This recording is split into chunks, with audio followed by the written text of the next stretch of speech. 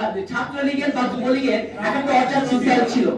সেই torture sell আমাদের মধ্যে প্রথম সমন্বয়কগণ 5 আগস্ট পরবর্তী চালু করে এবং কয়েকজনকে নির্যাতন করে, যার ডকুমেন্টস আমাদের কাছে আছে। আমাদের নাহিদা সুলতান আমি আপনাদেরকে কিছুক্ষণের মধ্যে সেই ডকুমেন্টস দিবে। তাদেরকে চট্টগ্রামের কমিটির আহ্বায়ক এবং সদস্য সচিব করা হয়েছে। যারা হুট করে এসে আন্দোলন পরবর্তী সময়ে এসে বিভিন্নভাবে সামাজিক যোগাযোগ মাধ্যমে সরব হয়েছে, যারা জুলাই অভ্যুত্থান নেতৃত্বে ছিল তাদেরকে মাইনাস করে এই কমিটি গঠন করা হয়েছে।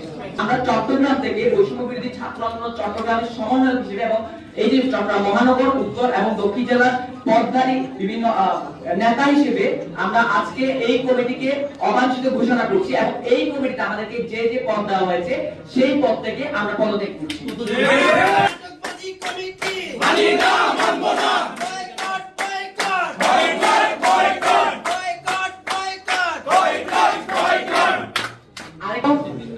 আমরা বলছি যদি কোনো কারণে এই কমিটি বাতিল না করে তাদেরকে সুযোগ করে দেওয়া হয়, আমরা হামনাত আব্দুল্লাহকে বিচ্ছন্নতাকে অবাঞ্ছিত ঘোষণা করি। কোন দুঃসাহস দেখিয়ে কাদের সাথে আলোচনা করে তোমরা এরকম একটি প্রশাসনের বিকৃত কমিটি ঘোষণা করতে পারো? লীগ পুনর্বাসন চলবে না। সে যদি বীর চট্টলাল, সে বীররা আছে, তাদের পাশ বুঝতে না পারে সে চট্টগ্রাম থেকে তার বাড়িতে নেত্রকোনা সে সেখানে ফিরে যায়।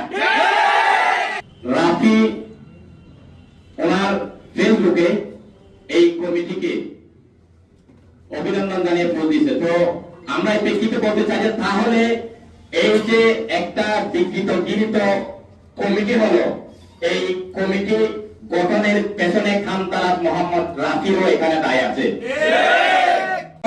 কিশোর গ্যাংকে আবারও পুনর্বাসন করার জন্য আমরা জীবন দিনে রক্ত দিই। আমরা ইতিমধ্যে অবগত হয়েছি, গতকাল একটি প্রশাসনের কমিটি ঘোষণা করা হয়েছে। ইতিমধ্যে আমরা আমাদের পক্ষ থেকে এই কমিটি অবাঞ্ছিত ঘোষণা করেছি। পাশাপাশি আমরা যারা এই কমিটিতে লিস্টেড হয়েছি আমরা পদত্যাগ করেছি।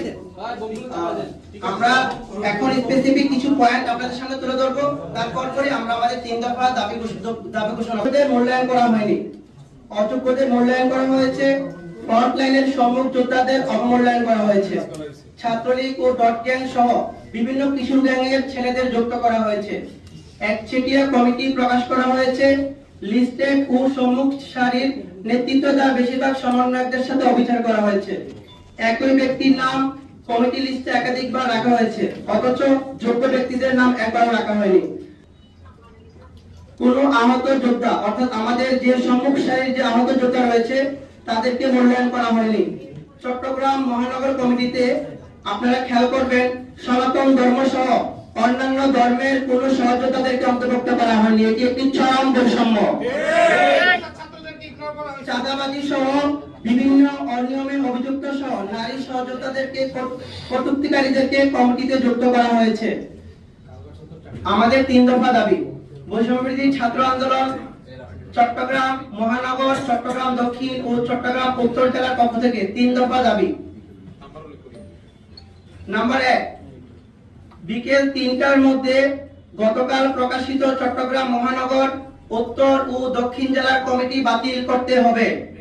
মূল আন্দোলনকারীদের নিয়ে আলাপ আলোচনার ভিত্তিতে অন্তর্বর্তীমূলক কমিটি গঠন করতে হবে। 2, আগামী 3 দিনের মধ্যে কমিটি গঠনের পূর্বে অভিযুক্ত সকল ব্যক্তির বিরুদ্ধে তদন্ত প্রতিবেদন জনসমক্ষে প্রকাশ করতে হবে এবং অভিযোগ প্রমাণিত হলে সাংগঠনিক ব্যবস্থা গ্রহণ করতে হবে।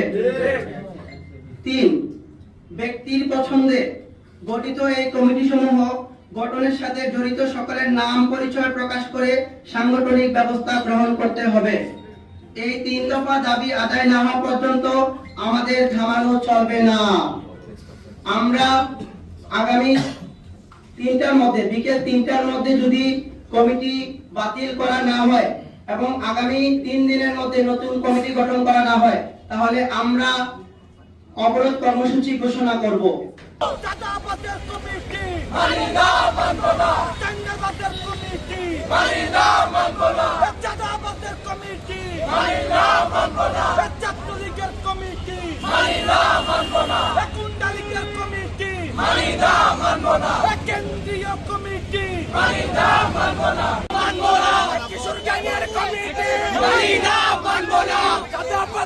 কমিটি মানি না মানব না ছাত্রলীগের